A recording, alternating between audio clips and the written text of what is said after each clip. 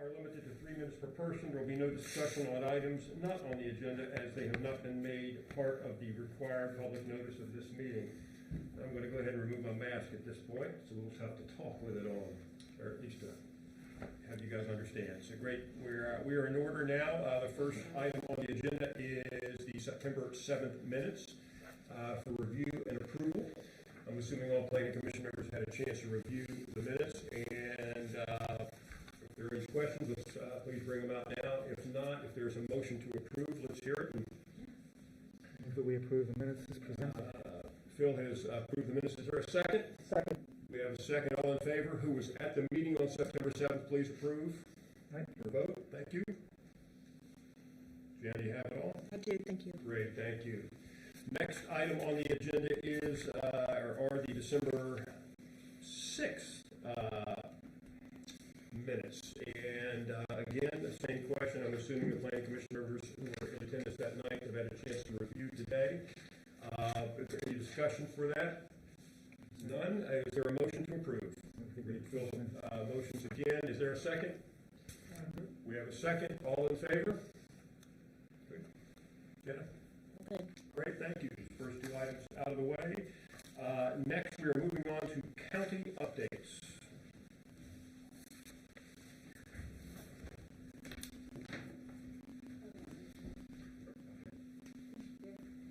Good evening. Just a couple updates. For the comprehensive rezoning, the county commissioners adopted the residential portion of the code, and that became effective January 10th. And staff is working on agriculture and conservation districts right now. For the full amendment to the water and sewer master plan, that was adopted by the commissioners in December and has been sent to MDE for approval. The spring amendment to the water and sewer plan, we are accepting applications through February and we'll begin processing them in March. And then for the annual report, we go through this every year. That is due to the state by July 1st. And we're asking that the towns submit their certification letter by mid-March. And we're working with Joe on that. Any questions? No. Okay, thanks. Thank you very much. Great. Next item on the agenda is the 2022 Planning Commission meeting schedule approval. So, Jan, I'm assuming these are all the dates that fall for us and meetings in front of us. July and September just altered because of holidays, but the rest are our typical first Monday. Great. Any questions? Yes, sir. And let's have a motion. Do we approve meeting dates? I'm going to second that one. All in favor? Aye. Thank you very much. And now the next item on the agenda, we are just flying through this. The revised zoning map presentation and review. So we had a new zoning map created. If you look, it's up there if everyone can see it, and in the back, but you'll notice it's pretty much the same as our old zoning map, which is behind our mayor on the wall, with the main exception being the addition of the annexed portion of land that is along the southern part of the, the southern boundary there. Aside from that, nothing really changed, except we also reintroduced the historic district boundary, so that will be a black and white dotted line. You have to kind of be up close to see it, but it's around the downtown portion of town as well as the Warfield area. And that was one old zoning maps, but not the one just previous to this for some reason. No one could tell me why it was left off the last one, so we thought it'd be wise to add it back on there.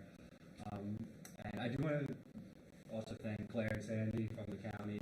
They helped quite a bit in putting this together and accommodating my never-ending requests and adjustments. But yeah, like I said, otherwise it's pretty much the same as our old one, with the exception of the addition of the annex portion, which and the corresponding zoning districts, which is mostly conservation land with a little bit of our 10,000. Manager, what is in front of us today? It's really just to certify that this zoning map is in fact an accurate again, no district actually changed. It's really just a visual interpretation of adding that annexed area. That's it. Great. Any further questions or questions from the planning commission? Isn't In that case, is there a motion? Move that we approve the map as presented. Zoning map as presented. I'm going to second that as well. All in favor? Aye. All right. Planning commission members have voted on it. It is approved. Great. And we will move on to the next item on the agenda, which is petition for zoning tax amendment from the Warfield developers. Mr. Manager, a little background, please. Thank you, Mr. Chairman. Again, what's before you tonight is again, a zoning text amendment. The amendment itself was submitted by the development group there at the Warfield development team. Again, any kind of text amendment or zoning change does have to come before the planning commission for review and recommendation back to the city council. So again, that's kind of the job of the planning commission tonight. It is important to understand that the planning commission recognized that though this text amendment request is being submitted by a particular property owner with a particular project, that this change to, or any potential change that happens to this zone does apply to all the other areas that are zoned in this particular thing.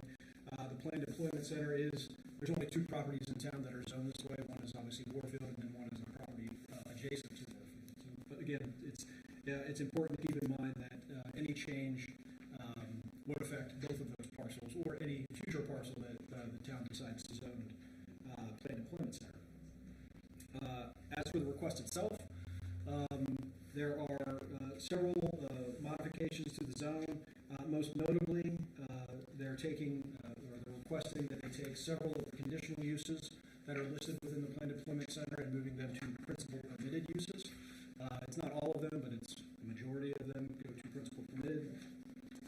They are altering the required mix of land uses. So again, the planned employment center does have a required mix of office and community uses along with retail and residential and open space. They're basically taking all of the non-residential pieces and asking that they all be combined into one district just named non-residential. And then changing the actual percentage that's required. So again, currently it's between 30 and 75% non-residential use, 75% non-residential uses have to be allocated somewhere within the planned employment center district. They're asking that that be no less than 5%. So again, pretty big change there. And then that increasing residential uses from a maximum of 35% in the overall district up to a possible 75%. And then the other big change is really just allowing for additional density. So right now there's 2 units per acre is required. The big change there is going from 2 units to 6.5 units per acre. So again, I know the applicant is here tonight to give a presentation. But again, the purpose of the request tonight is so that the Planning Commission can ask questions of both staff and the applicant and develop that recommendation to council for their consideration at a later date. I guess before we get in, is this, I guess to have to ask the question, if this is even right tonight. I remember from our last time they were in front of us, there were some discrepancies between what they said was approved on the plan and what the Planning Commission had thought, I guess most notably, was the angled parking. Have those been resolved yet, those items? And have they come back to the town with their analysis and Actually, no, we have not actually done that yet. So again, I know there was a question about whether or not the parking had been approved yet in the current approved plan. And I think there was a question about a trail connection. But other than that, I guess where are we on that?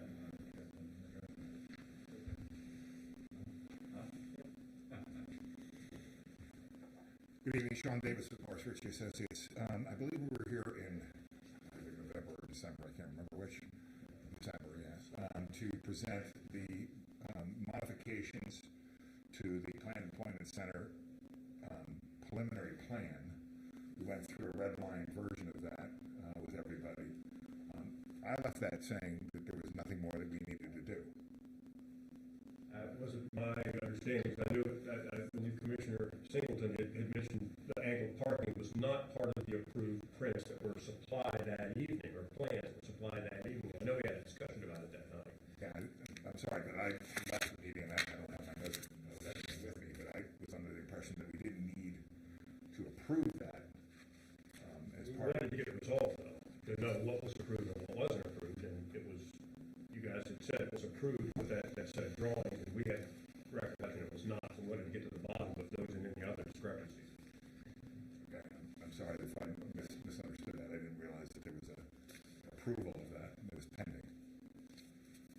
want to know what had been discussed and what was approved from the planning commission in the past, and that submission of Prince was to get us to that point. And there were some discrepancies on there because the annual parking is the one thing that I happen to recall. I was trying to get the outcome of that. And so when can we work on that to make sure that what was presented was We can let it follow up for our next, at your next meeting. Moving on then, okay, so back to the petition for zoning text amendment form. We have some background here from the town manager, and I guess the applicant wants to presentation. Thank you. Thank you. We'll be sure to get back to you right away on that historical element on what had been done with the trailhead parking. I think there was the assumption that would be continued, but anyway, I'm Roger Conley. I'm the investor and developer at Warfield with Stephen Cleef. The other people who are here, Sean Davis, you just heard from. Sean and Martha Sam are with MRA, Morris Ritchie Associates. Sean was had previously served about 3 years on the Warfield Development Corporation as a volunteer to the town. When I got involved, we asked if we could have him switch teams and become our planner and engineer on it. So he's been doing that now for many years. Dave Bowerstocks is our zoning and planning attorney here in Carroll County. So many of you know the story, but I know many of you, but not everybody. I first came to town 20 years ago looking for an office for a company we wound up putting in Columbia, and did very well, but always wanted it to be here. And about 10 years ago, almost 10 years ago now, I came back and looked at Warfield and fell in love all over again. The first time it was all about downtown, next time it was all about Warfield. And so it's been a very long time working on this. I've spent millions trying to make this all happen. Planning Commission, many of you who were here at the time, spent many meetings getting through the PEC zoning process and approval process. So we finally closed 3.5 years ago and have owned the property. Much has happened since then, not to mention COVID, but just being in the market, learning a lot, getting into it, dealing with things on the state side. Learned a great deal. Many studies, lots and lots of information. What we're asking for tonight is just the first step in that process of adjusting not the map, perfect map, but the text of the zoning that applies to this property, and looking for ways to be successful. And the two primary things that Joe's already covered are increasing the flexibility on the commercial side, which has been very challenging, trying to assure potential users that more of these uses would be welcome. So looking for some additional flexibility there. And a much bigger deal is the residential part of it.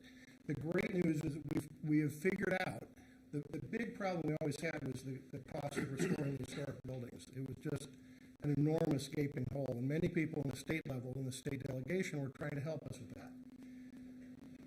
3 years later now, through a study and then a bill that didn't get through the legislature when they shut them down for COVID, but finally got it through this year, last year, and now has been awarded to us. So just last Monday, there was a press release from the governor's office that we have been awarded a $15 million catalytic tax credit to assist in the stabilization of those buildings. And that's only one ingredient. We have assurances that there are additional sources of funding that we can apply to that. Federal tax credits, and we'll go through all the details here in a little bit, but federal tax credits, housing tax credits are the other big part of it. It's almost equivalent to that level. I'm just thrilled that we now have a path to be able to save all of those historic buildings, to address just this enormous cost of getting those things back into operation. It may not be able to do anything with the root cellar. It's already, the foundation's cracked. It's very difficult. There's a little train engine house. We're trying to figure out what to do with that. But the primary gorgeous buildings there, we would go ahead and restore. And we'll go through that in more detail later on. But it's huge that there's a path, but it is a change from what we've been talking about. It's additional density to do the residential elements of it, a much richer mix of housing. In particular, the historic buildings would be income limited rental housing, workforce housing. And workforce is a very specific term. It means you're working, got a regular income, good credit score, property's well maintained. It's got to be because it's inspected annually. It's a big deal, but it is workforce housing, and we would extend many of the buildings, very similar to what was done at the police training facility. So 2 historic buildings connected with a modern connection to be able to put a lot of uses in there that weren't adequately addressed by the pre-existing buildings, and we would do the same thing. So we would cost average, lower cost construction, extend that, and take the historic campus and turn it into workforce housing. Other elements, there are many different variety of things we can show you in that plan, but those are the primary elements of what we're asking for. I'd be very surprised if we get through all this tonight because there's so much information to present to you. We're happy to present them to you, take questions, respond. We'll get back to you right away on the angled parking question. But at that, I would go ahead and turn it over to Stephen Cleave and let him get into a little bit more of the details of what we're trying to do. Thank you. Before we go, Steve, I want to ask the manager a question. Let me just, and before we go further, what is in front of the planning commission this evening one more time in specifics? What is the council asked us to do tonight, and what is in front of us? Yeah, it's the text request itself, is to evaluate that and see how it is based on what the purpose and intent of the zone actually is. And whether or not this request still meets that intent, or whether or not the planning commission would be comfortable with changing the intent of the district. Can I make a point before Steve starts? I taught high school for 42 years, and I'm a really fast reader. I can read a novel in 5 hours. But even I cannot take this in the context of a meeting like this being the responses to Joe's questions, and read it and digest it and make an intelligent assessment of it tonight. And I don't quite know why this is the right hand delivered on the 7th. I mean, handed out before, if you really expect us to use this as I can answer that, may I? Then please do. So, no, absolutely. So our intention tonight was to, this is an introduction, and to go through the things in there manually here, and not have to be the written testimony. You see, I like to come prepared. I understood. Okay, I like to be able to read that so I can generate the questions and understand it. I don't expect to get that and be talked through it without having had to think about it before. I don't think that's an appropriate thing. Understood. And furthermore, the intention tonight was, we're assuming that this is the first step in a few steps, that some of the things that, let's just kind of go back. We started the process of reintroducing Warfield and discussing the factors that require a change in the zoning to make the project viable. And, back in August, and you'll recall that we had a market study presentation, an updated market study done, so the market analyst came in, discussed that. We also had fiscal and economic impact study updates to the ones that were done in 2016 at the town's request. So those were presented then. Then we go forward to October, and there was another meeting, a workshop. I remember. Okay. I've been full of them. Right. I know you were. Right. So just for the benefit of people who weren't, because I see we have some new faces, and we went through basically did the preamble to, look, we've run a bunch of other density studies and test fits based upon those market studies and this fiscal impact studies and the cost analysis, and certainly what we were starting to anticipate we'd be able to get from the state in the way of assistance. And that was further laying the groundwork. We fully anticipate that there will be a refresher, that there will need to be a refresher on that in a future meeting, whether it's the next one or one after that, because folks are going to want to take a deeper dive, and certainly there are, again, new faces here. So we're perfectly prepared to do that, and so we apologize for that. Was not the intention to dump that on you tonight. Let's then stay with what exactly is in front of the planning commission, not go sidetrack from that. Sure. Okay. What's in front of us is the text amendment, Right. and you guys have asked for a zoning text amendment. amendment. So let's stay with the details on that, not worry about the background or history or economic impact studies that have been done, because you've asked for a text amendment. So let's share the details of that. Absolutely, and in a moment, I'm going to ask Mr. Bauer, Sox, and Sean Davis to come up and actually go through the technical part of what the text amendment means and why certain things were done. That's a part of what the town manager had asked for, and they will go through that in detail and entertain questions about the intent and what it all really means. Okay. One other thing I would like to say that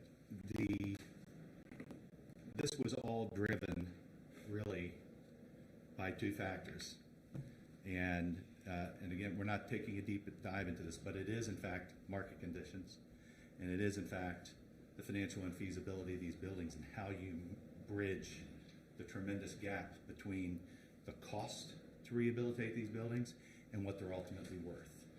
And from the very beginning, we all knew, the town knew, the developer knew, that the historic buildings were upside down and that there was going to be some level, a large level of support required from the state and federal government. So those are driving factors here that lead us to this. And what I'd like to do is have, with that in mind, have Sean and Dave come up and speak to you about the particulars of the text amendment. And then if we need to add come back for additional, to take an additional deeper dive into the background and the rationale behind it, we can do that. So, Sean, or you want to go first, Dave?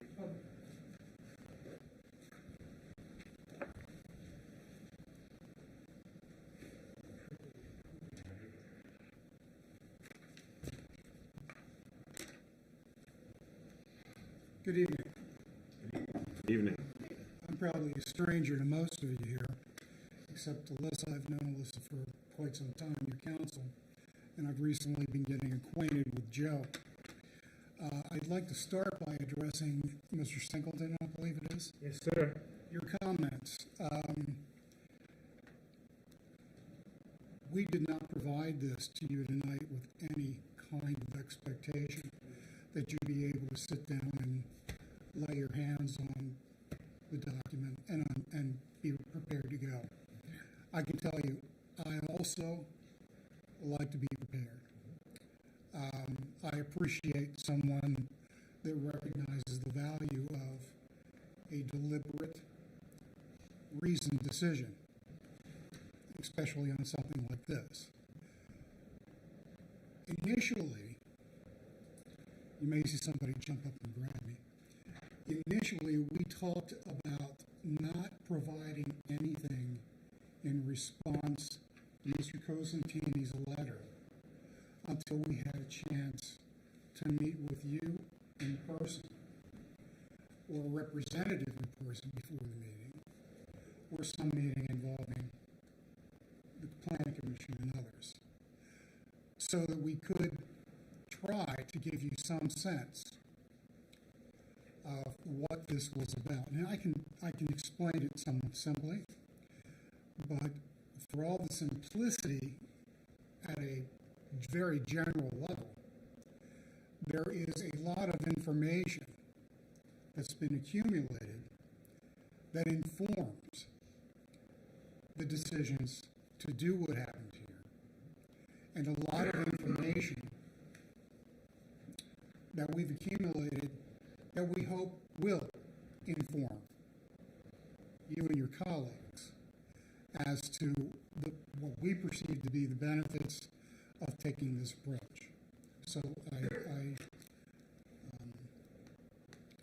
I talked to Joe last week a couple of times, telling him I'm trying to get something. We decided to embark on something like this, but it certainly wasn't for the purpose of assuming it would answer all of your questions or the questions of others who are going to be here. So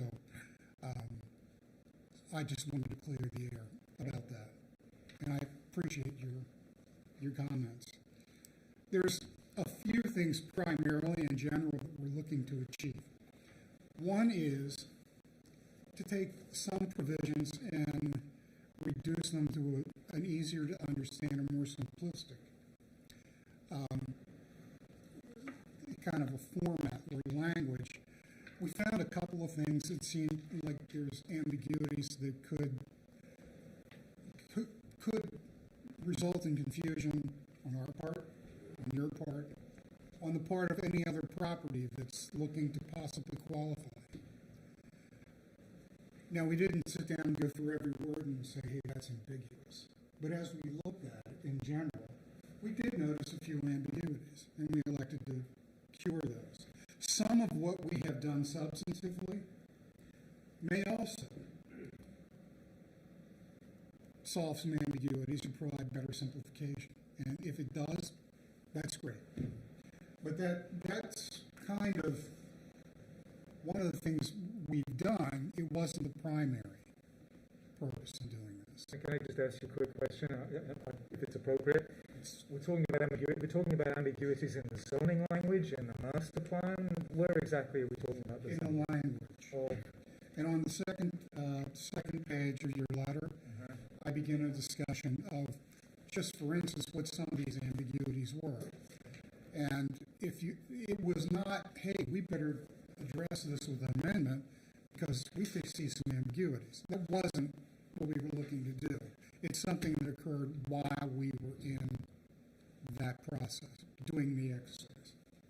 So, the primary reasons, and what we hope will be the results of the text amendment, is to provide and promote a greater degree of flexibility in the establishment of non-residential uses and to increase the potential that the residential uses could establish a greater percentage of coverage on the project than they're currently limited to in the existing code. That is driven by market conditions. It's driven by a number of things. So that's one thing we're looking to do, to get more flexibility to basically pivot, if we have to, away from the fairly, I'm going to call them, for the market as it is now, flipped ratios. You'll read in there, there's studies that we've done, information we've seen, some of it's taken from town studies and documents that tell a real story about the plight of the economy and the development game in this area.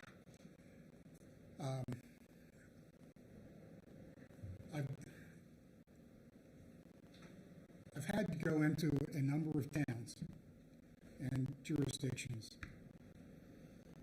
and try to explain or have witnesses explain to boards such as yourself that rooftops are appropriate to attract commercial or employment-based businesses. A lot commercial site locators, if they're working for a particular business, Nordstrom's, well, anything like that, Wegmans, grocery stores, anything. They hire professional site locators, and what they do first is count rooftops, and then they look at demographics. So right now we're in a state in this market where residential is the dominant driver in the market. It just is. So what we're trying to do is respond to that so that the project doesn't continue to languish, so that we can generate some beneficial results from this plan. So in order to address that broad goal, we've done a number of things. We've addressed the percentages and density, which was identified by Joe. We have addressed the way, and this is not dealing with the layout per se that I think your chairman mentioned previously. This is just the text. What can we do with this project? It sets some rules to try to make this project, or that we hope are going to be responsive to the modern market, the current market, so the project can move forward. That's what this is.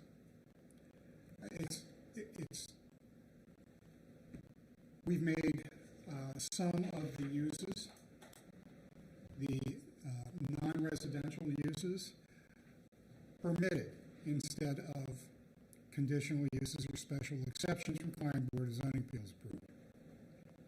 That's one thing we've tried to do. It's incremental steps like that that make up this package to try to encourage that flexibility and ability to be able to react to what the market dynamics are. Plain and simple.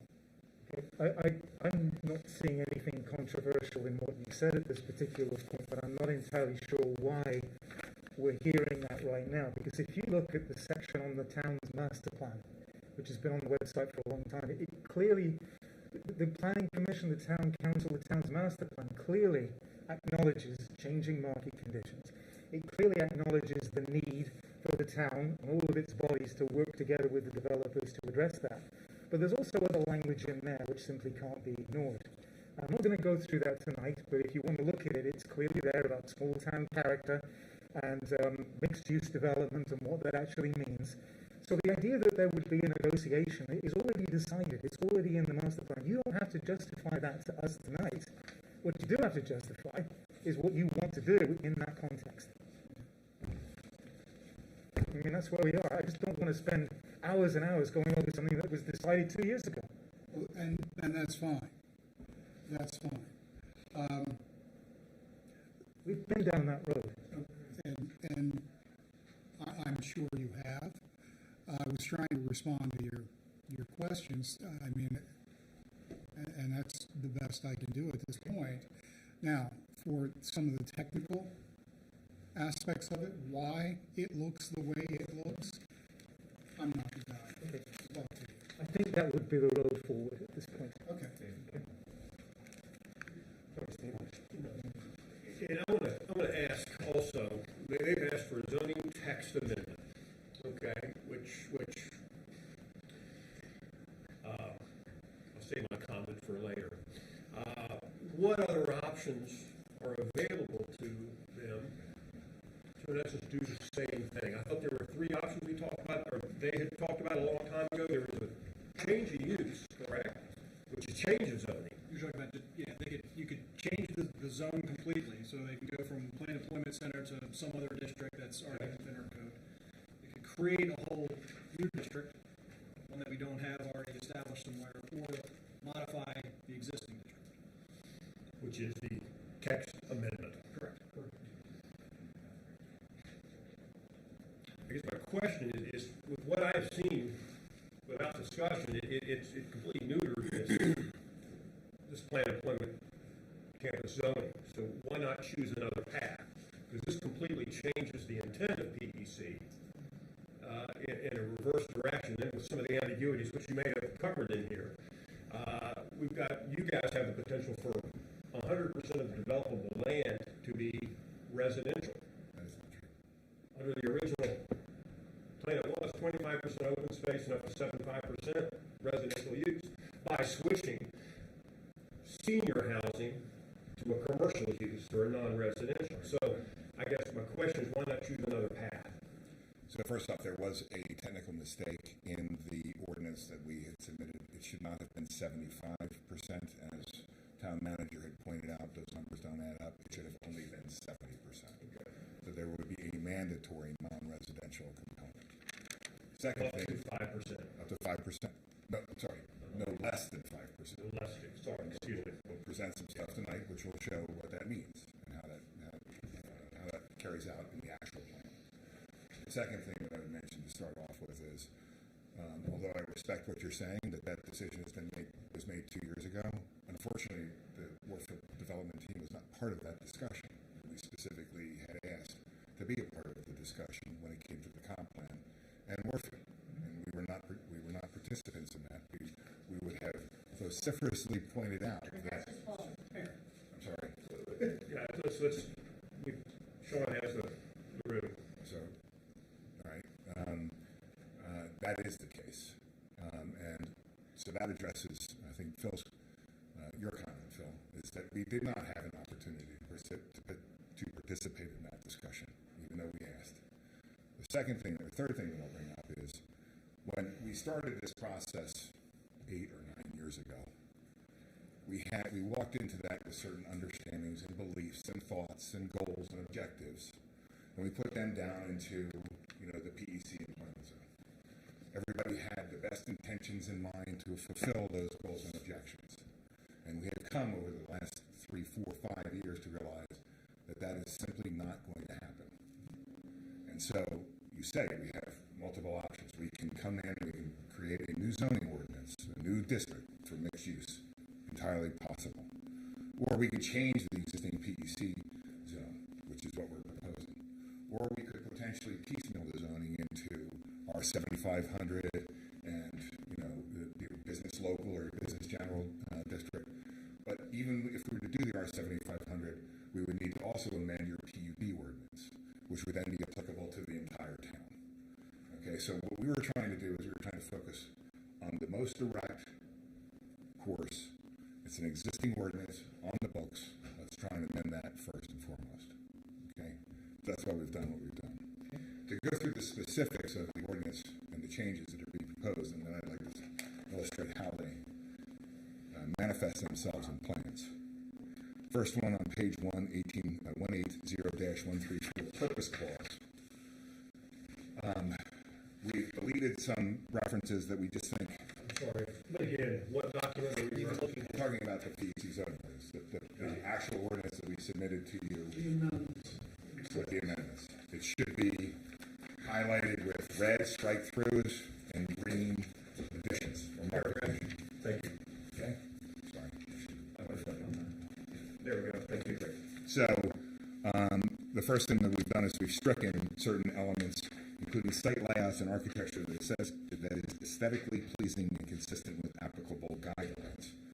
What applicable guidelines are we talking about? That's ambiguous. So we've suggested removing that. To create a mixture of office, retail, recreation, hotel, institutional, light industrial. We've grouped all those into non-residential. It can be office, it can be, you can go back to office, retail, and recreation, hotel, institutional, light industrial, but we figured that was all covered in a classification of non-residential. We've talked about in 180-135 applicability, one or more contiguous parcels whose aggregate acreage is in excess of 20 acres, a portion of which is located within 1,320 feet from Maryland 32. This was one of the ambiguities that we were identifying. Does it all have to be within 1,320 feet? Does a portion of it have to be in 1,320? We wanted to clarify it. We said it's contiguous parcels. If a portion of that is within 1,320 feet, then it's classified. Probably the bulk of this is in changing conditional uses and bringing them into permitted uses. And we anticipate, just as we did when we crafted the ordinance in the beginning, going through some of these and realizing, okay, there's some peculiarities of this particular use in Sykesville that the town may have concerns about, which is why it needed to be in conditional use and garner additional review and approval above and beyond just a permitted use. For example, you'll remember the whole discussion regarding tattoo parlors. There was a big question about, including tattoo parlors, right? So what we've done is we've moved as many of these from conditional use to permitted use so as to address the market, because when we have gone out and marketed, which we can provide you and it's included in the comment letter, as you'll see, when we've gone out and marketed, people have come with specific uses and we said, well, that's a conditional use. That's another layer of approval that I'm not interested in going through with a BMZA or with a Board of Zoning Appeals. Okay? If it's permitted, that gives me more certainty to enter into a letter of intent and so on and so forth. I don't want that additional level of scrutiny. We've moved those up to the permitted uses, and we anticipate a dialogue with you to say, nope, that's still got to be a conditional conditional use. Okay. But that's where the bulk of the changes have occurred, just in terms of the text. Okay, that continues on page 2, all under section 180-136, principal permitted uses. And then you'll see that we have gone through in the next section, and it also includes all the office and research, institutional, light industrial uses. Then you go through into the next section, which is section 180-137, conditional uses, and you'll see the vast majority of those have been stricken. They've been moved into permitted uses. That was the goal of that. We've kept certain things in the conditional uses that we believe were appropriate and would probably require additional scrutiny from the town to permit, such as miniature golf or driving ranges. That's not necessarily something that anybody really anticipated, but if it comes through, there's lights, there's noise, there's hours of operations, there's other things that we thought would be appropriate to keep in a conditional use that could be dealt with during an evaluation of that use in and above the actual planning and design related issues. And so that deals with section 180-137. Would you mind, at one point I wanted to make, senior housing issues senior housing was always non-residential. It was just a conditional use. We've asked that it be moved to a permitted use. But the statement that senior housing, that we changed it, the only thing we've changed about it, based on our reading, okay, of the existing ordinance, is making it permitted versus conditional. So you're saying that in our ordinance, senior housing of all types, being a single-family home, is permitted under commercial use. Single family, no. Well, that's what his letter said. Okay, well, the intent was, hold on. The intent was skilled nursing, assisted living. Senior housing of all types. Okay, page 2. So that could be a clarification, but that wasn't our intent. We just said it wasn't in the letter, and it was. So wait, hold on a second. I don't understand why you're getting upset. It says right in here. I'm just trying to show you out that. No, okay, but if you go through, you see where we struck skilled nursing, assisted living, congregate care, memory care, moved it over to, from conditional to permitted. Those are the issues, those are the types of housing, senior housing we're talking about. Okay, so if there's a clarification that needs to be made, that's a clarification that can be made in discussion. And that's fine. It's not our intent to include single family in that at all. We're talking about senior housing in the kind of the classic sense. Understand, what was communicated to this body is of all types. Okay, and we're here to tell you that we need to clarify that. Let's clarify it, okay? And clearly that was not our intent. And so that's one of the things. It wasn't even addressed, that particular peculiarity was not even addressed in the original zoning ordinance either. So another ambiguity that we could address is, in fact, if senior housing or duplexes or whatever could be part of that. That wasn't our intent, and we would be fine not having that included. Yeah, I mean, in the land use lexicon, when you talk about senior housing, you're not talking about active adult communities. Senior housing really relates to a certain level of care, whether it be assisted living, nursing, skilled. And it can also include age 55 or over housing. In my lexicon, that's considered active adult. In your lexicon, that's great. We clarify that. We put it down and say that's either yes or no. That's the whole purpose of this.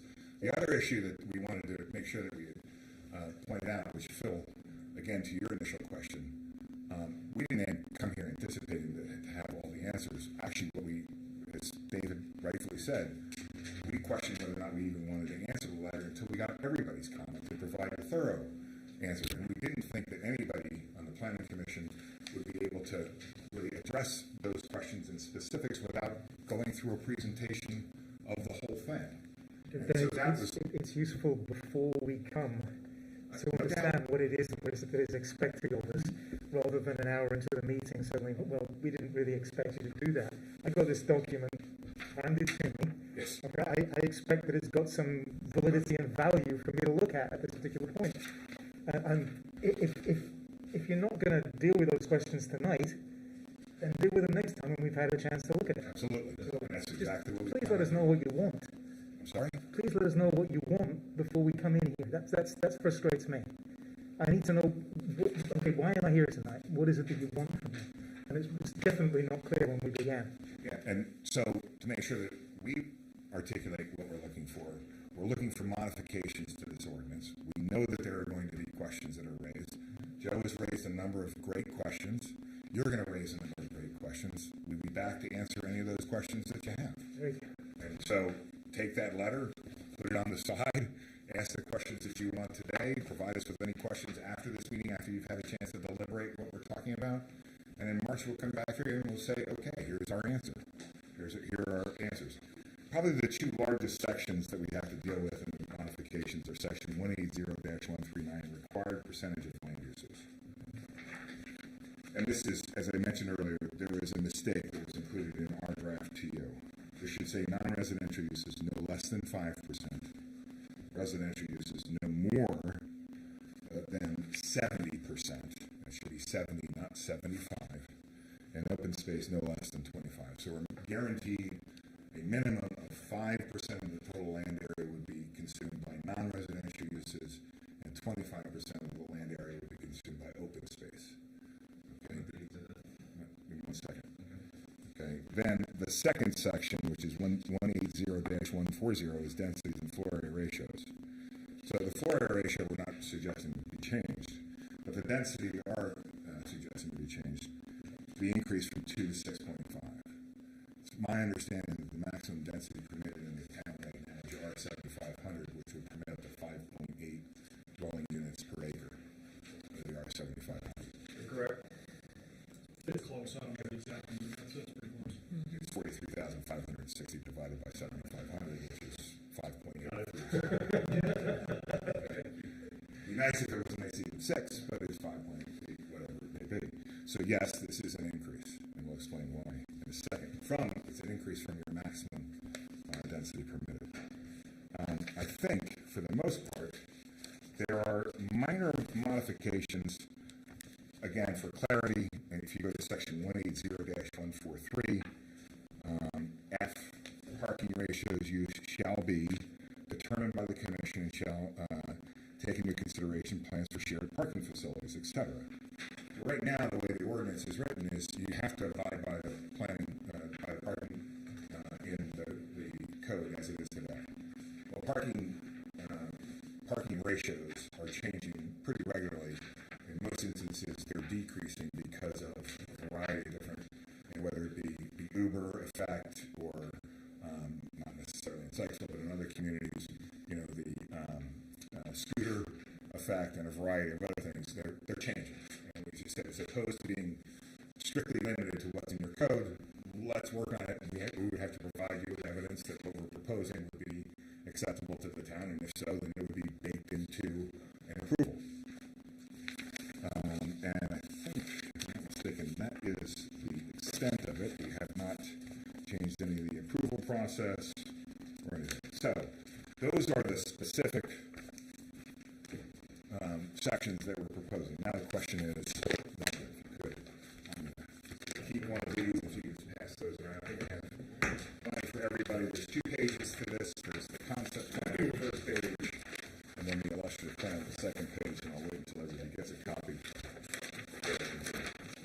Mr. Chairman, if I may, your comment about the senior housing. Yes. The specifics of what we're talking about are in section 136, D2C. I apologize if my letter is misleading, and certainly not intended. It's intended to be an explanatory supplement to this, which I believe you had. This is what is going to be for. Understand that it's ambiguity on top of ambiguity, I guess. Well, we don't think the language here, we don't think the code language is ambiguous. If my explanation is somewhat ambiguous, I apologize. I may have misunderstood. Can I ask you to repeat that? What I was saying is the actual language what is a retirement home? Is in proposed section 180-136B2C. Under the original reading or your proposed? Well, I propose. That's what I was trying to get to. Yeah. My letter was merely enough to try to give you a general description or explanation of why. But this is the language that we Understand. Thank you. So, what are the effects of this for the Warfield property? There is another parcel, there's a PDC, I'm not sure to talk about that, we'd be delighted to explore that with you, if that's a question that you have, which I'm sure you do. But what are the effects on Warfield? So, the first plan that you have is the concept plan. This is something that's actually required as part of the PDC zoning ordinance to be submitted first. And what this shows in the purple area, within parcel D, 7.75 acres, those are the properties that are currently or are planned for non-residential uses. It is the office, the existing office, the Nexion building, building G and H. It is the proposed office or non-residential uses in buildings F and the auditorium. There is a land area that surrounds that incorporates parking and whatnot, and we've drawn those lines very tightly. Okay, so the parking, for example, for the auditorium is not necessarily illustrated on here. We believe that that would be one of the shared parking opportunities because of the proposed use. The land area could increase, but at 7.75 acres, that consumes 8.5% of the total land area of 90.57 acres. The second area that you see is parcels A and B, which is identified as either residential or as non-residential. These are the two parcels that we hold out hope for, that if there is a non-residential use, that it would be located on these two parcels. Based on all of our marketing efforts to date, if there's anything that's going to happen non-residential, it's going to happen on these two parcels. Anything beyond that is just, it's really not acceptable. I mean, from the market standpoint. We're really dealing with those uses on building F. Let's recognize that this particulars for the Nexion building and buildings G and H are very, very one-offs. It's not a consistent type of a stream, which I think is discussed in the town's comprehensive plan. Mm-hmm. Okay. So if parcels A and B go to the non-residential uses, you add that 6.7 acres into the mix, and now you're up to over 15% of the land area would be non-residential. If they do not, and they go to residential, then you would have a minimum of 8.5%. So we chose 5% based on the questions regarding the auditorium. If we need to adjust that number up to 8.5 and provide some level of clarity, then we will do that. But the minimum is 5%. And again, we're kind of holding out hope for A and B, but the reality is, based on everything we've done, we just don't see it. Okay? The residential portion of the property, everything that you see here in yellow, with the exception of A and B, is 31.7 acres, or 35% of the total land area. The total open space is 32.51 acres. Everything that you see in the dark green, that accounts for 35.9 acres, or, 35.9% of the total land area of 90.57 acres. And then finally, the right-of-ways, which you see in the light green, that's 11.91 acres, or 13% of the total land area. So that's how the land uses that are described in the ordinance would be put on the ground in plan for the concept plan. Now, the next page, on the opposite side, is an illustrative plan. One of the things that we have been asked repeatedly is, what are you proposing? Well, this is what we're proposing, very specifically. In parcel A, you see down along Route 32 and Springfield Avenue, that is 46 2/2 condominiums. That looks and feels and smells and tastes like a townhome. It's 25 feet wide, it's 50 feet deep. The first two floors are one unit, the second two floors are another unit. Each has a garage space and a tandem garage spot in the back.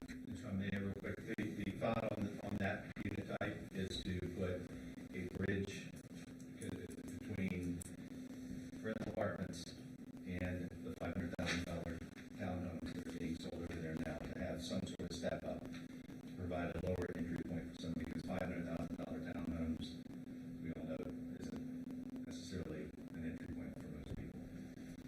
And then in parcel B, we would continue that, and there would be 50 2/2 condominiums. From a site planning standpoint, we can talk about that at some point in the future if this moves forward at all. Okay? In parcel C, we're proposing 105 townhomes. They're just the same type of townhomes that you see in ENF. They're 22-foot wide end caps or end units and 20-foot wide centers. It would be the exact same product that you see out in Parkside right now. And that would be both C and H. You'll also see that we have realigned Springfield Avenue on this plan and on the concept plan from its current proposed alignment to provide more of a buffer, kind of a open space buffer to our neighbors at North Grumman, and to create a contiguous piece between parcels H and C. You have the commercial core, which is the same commercial core that you see in the concept plan. It's illustrated on this illustrative plan.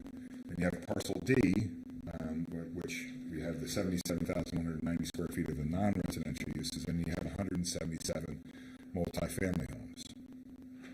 And their necessary parking, and then you have existing parcels ENF at 145 total townhomes. So the totals equal 77,190 square feet of non-residential uses on 7.75 acres and 523 total homes. Now, Sean, real quick, this is a static plan, and Sean says this is what we're requesting. You all remember the site plan, the web-based site plan tool that we had presented before, and we just actually updated that, and we can give you access to that again. In that lab, actually, there were a bunch of test fits in different scenarios, probably 20, 25 commercial, retail, residential test fits, where you can plug and play and see how it might mix out. If you did all 2/2s on C and H as well, it would take you up to the higher limit of residential. Would actually be higher than 523. But correct, yeah. So, but our thought process here is to provide housing at as many levels as we can feasibly within the project, and to kind of meet the market where it is right now. I don't think there are any 2/2s in Carroll County Not that I'm aware of. So again, real quick, in the plan, what's under these letters E and F? Just your clarity. Yeah. 145 townhomes. No, sorry, under the letters E and F, it's in blue. Stormwater management. That's the old stormwater management plan. The old, Yeah. not coming back. No, not coming back. Thank you. It's like one of those. You have maybe 10 copies of this illustrative plan in my files, and I picked the wrong one. Remove. Thank you. I just wanted to make sure, and I knew it gone. It disappeared. So. Okay. And as Steve notes, and if you look at the bottom of the land use tabulation, it says, please note the site plan options shown for these parcels are one of many alternatives possible. One of many alternatives possible. We have, if you go to that site planning tool, we have conceivably every type of retail use possible for parcels A and B, as well as every type of residential use from townhomes to 2/2s to multifamily.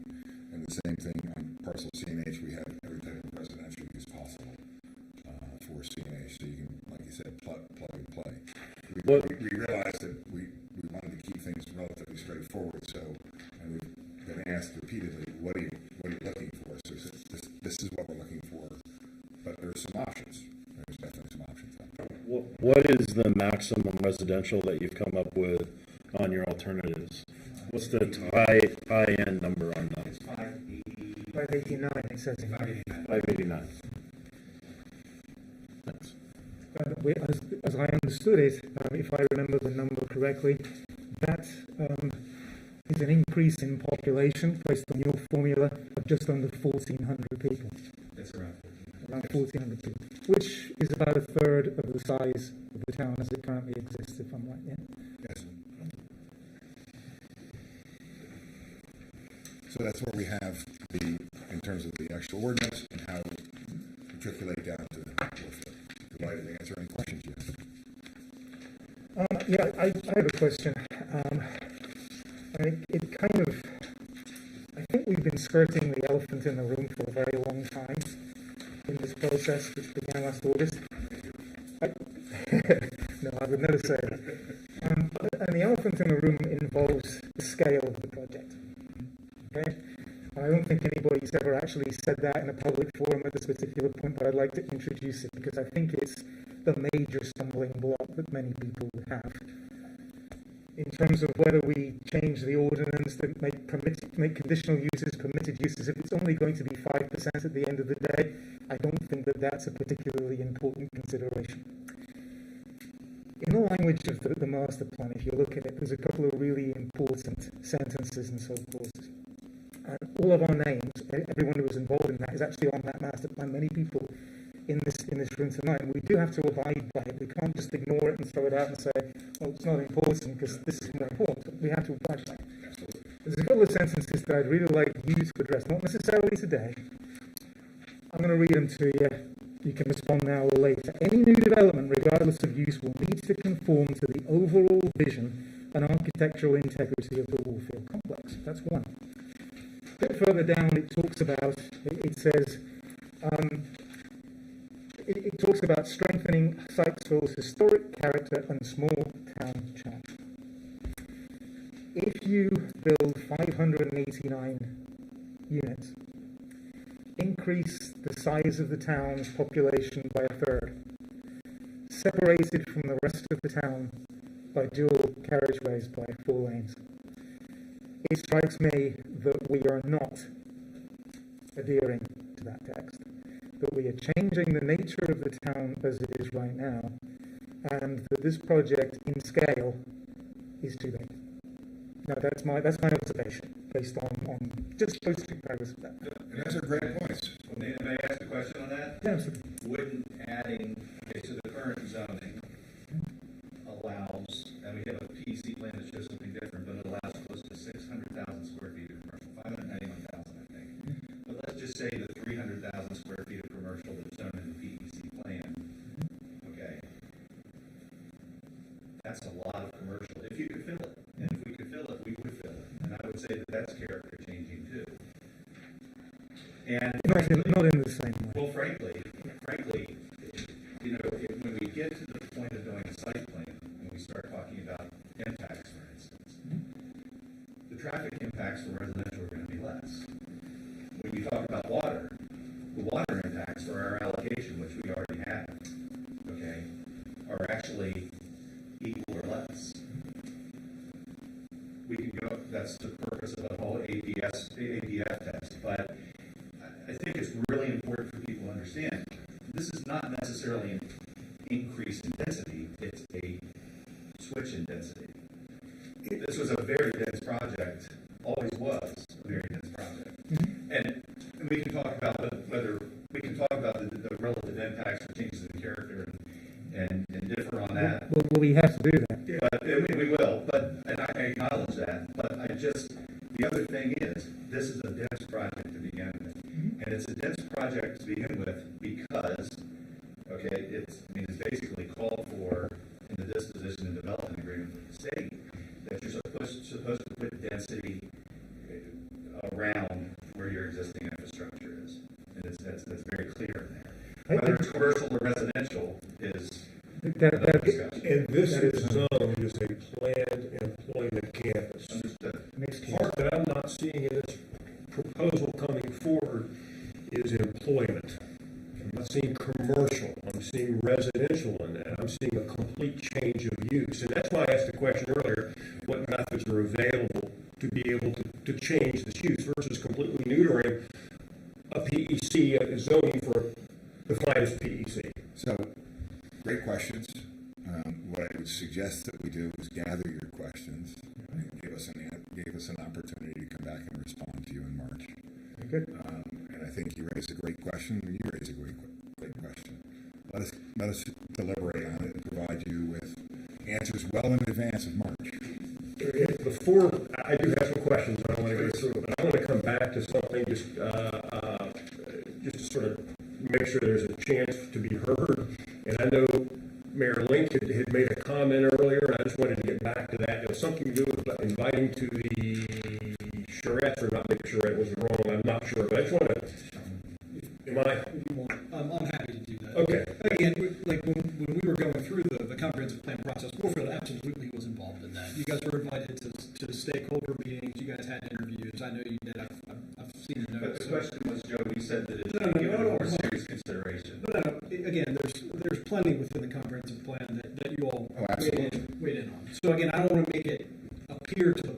that you guys were somehow shut out of the comprehensive plan process. That absolutely did not happen. Okay, fair enough. If I overstated that, my apologies. I guess my comment, my point was, But what we wanted to protect against was, we didn't want the comprehensive plan to become a Warfield plan. We wanted to make sure that everything else was looked at within the comprehensive plan as well, and that it wasn't just dominated by Warfield. okay, fair enough. Any further more? We're good. Okay, I just wanted to make sure everybody was heard on that. I'm going to go around the room to the planning commission first. Are there any questions anybody has at this point? I know I have a few, and I guess some clarifications here. If nobody else has any, I'll go ahead and jump in. I will acknowledge, obviously, the February 7th letter. Has not had a chance to review. Some of the questions I may have or observations may be covered in this, and I apologize. I will review this one brief, well, not tonight, but I will review this prior to the next meeting.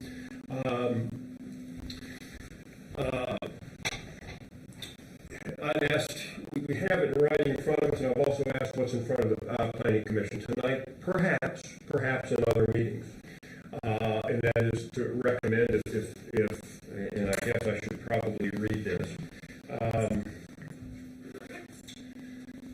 Town council referred the request to the planning commission. It is our responsibility, the planning commission, to evaluate the request based on the purpose of the zone being amended. Does the change to meet the purpose of the zone, or is the change of purpose something the PC is going to recommend to council? And then determine if this change will have a positive, negative, or neutral effect on the goals and objectives outlined in our comp plan. So that's what's in front of us. Pretty big change of use, at least by my opinion, of what we've seen from them.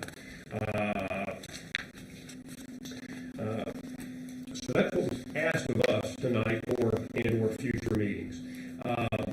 There was a timeline that was discussed kind of loosely tonight and when things happened. There was a response letter that Joe had sent to the developers, and is that in public record, or does it need to be put in the public record? There was a clarification letter I think you sent shortly after we received the letter from Mr. Bowersox. So the letter that you have from Mr. Bauer, we received two things from your town manager. The January 4th letter, I'm sorry. Yeah, the January 4th letter was the questions that were asked of us. Yes.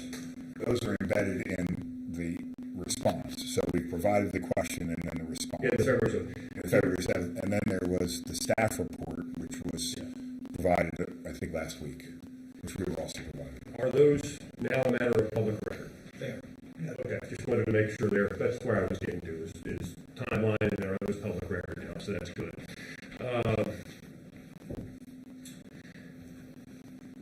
I'm going to ask if there is a definition of zoning text amendment.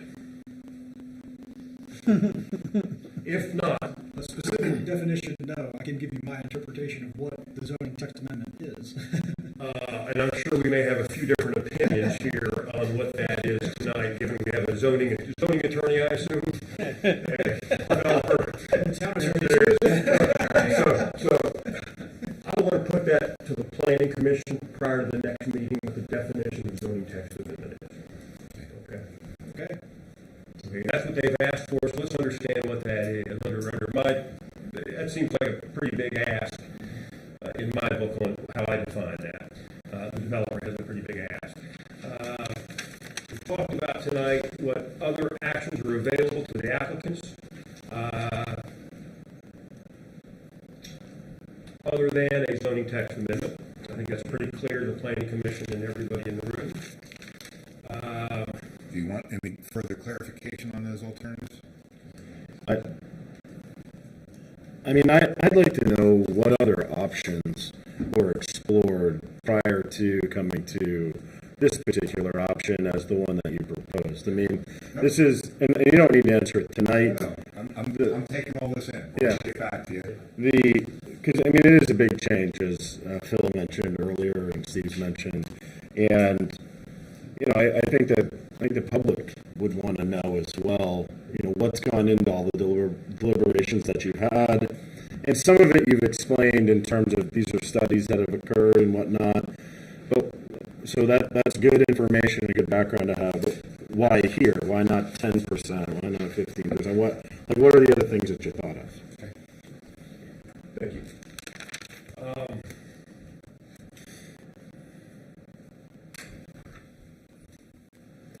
I have one part I have take a little exception to, and that had to do with the reason we're here.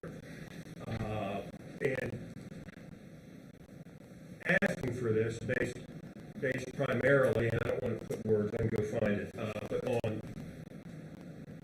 on market conditions. So we're being asked to change, in essence, the zoning of a property due to market conditions. And maybe I'm a little green here, but I didn't think that was part of the reason to change zoning, was because the market had changed. If that was the case, we'd be changing zoning, I guess, all the time. So I'd like to understand that a little better. I understand market stuff, market, and you guys are going to provide information to that. I just don't see that as a reason to change the zoning. In the context of this discussion, I think that's pretty clearly stipulated in the February 7th. If you have any further questions after you review the February 7th response regarding that particular issue, we'd be delighted to provide you with additional data. Appreciate that. Other thing I want to mention before I jump further in is that what Town Manager mentioned earlier, there are other stakeholders involved in this for a zoning text amendment, and that is they have a property adjoining this. So have they been contacted by anybody about this process? They're aware of it. Okay, you guys have contacted the owner? The contract purchaser. Contract purchaser. Okay.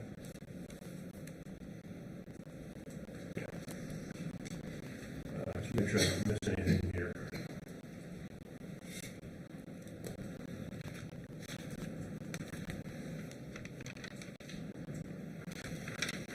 Chairman, so I can't speak to the current owner. Was it the same contract purchaser whose identity was withheld from us for about a year? I don't know who you're talking about. Okay, thank you very much.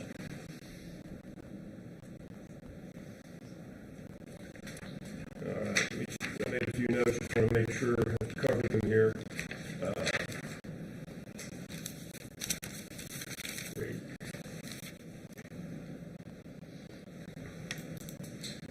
I think that's it.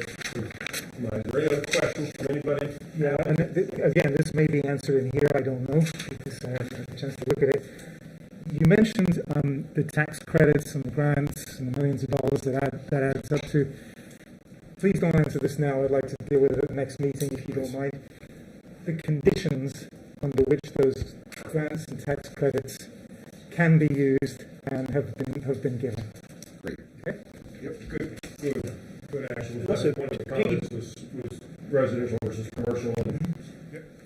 Piggybacking on that, you mentioned a phrase I'm not familiar with, workforce housing. Yes. Where did that plug in the plan?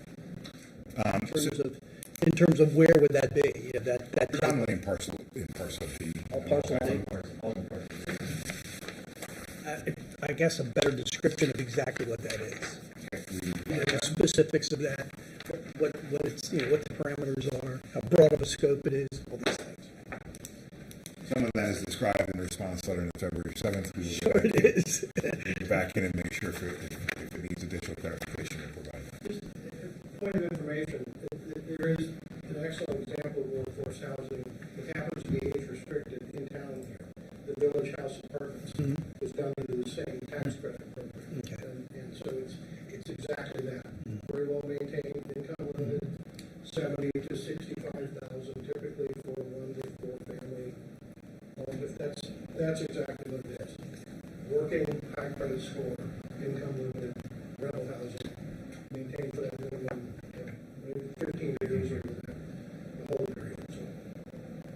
Thank you. Any other questions of the Planning Commission? We're going to go back to the applicant. Any other comments, closing remarks before we finish this segment and move on? No, I look forward to being back before you in March, and we will definitely get you the response to these questions. And I was the one who was saying, why would we submit a response to Joe's comments? We're going to get additional comments.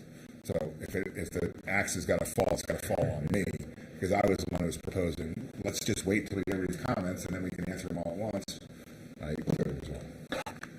Okay? Thank you very much. Thank you. Great. Thanks, everybody. I know that was a good amount of time, but very important here, and it's really one of the most important items in front of this planning commission that has been for a while. We're going to move on to town updates first, and I have an announcement to make after the town updates. Nothing really to update on. This was enough.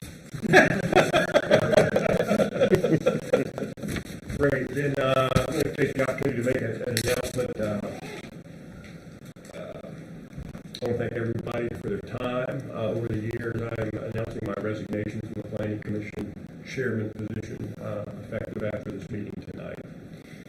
It has been an honor to serve the residents of this town through 4 or 5 administrations. I've forgotten so all of them, but sir, it's been an honor here to serve as well under our current administration. I think certainly going in the right direction.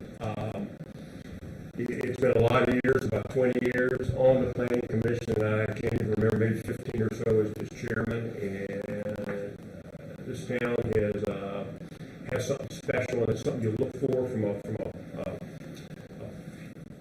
where you live or on a planning commission or anything, and it's that sense of place that you just desire to have, that place called home. Sykesville has been that for me and for many years, and I've enjoyed every minute here. And it's been an honor to serve the citizens of this town, and I can safely say, not by necessarily anything I've done, but just by volunteering and on the work with great volunteers on this commission and through the other boards in town, as well as just countless hours of volunteers and people. This town is a better place 20 years down the road than it was when I got here. Not that it was bad, but it's been truly an honor to serve, and I want to thank everybody for their time and allowing me to do so. With that said, should not miss a beat. The mayor and town council have chosen a perfect person to fill this role going and taking us into the future. And as Mr. Phil Singleton here.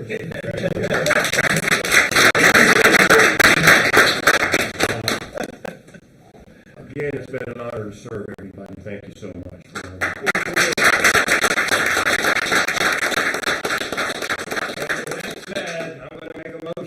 Is there a second? Yes, sir.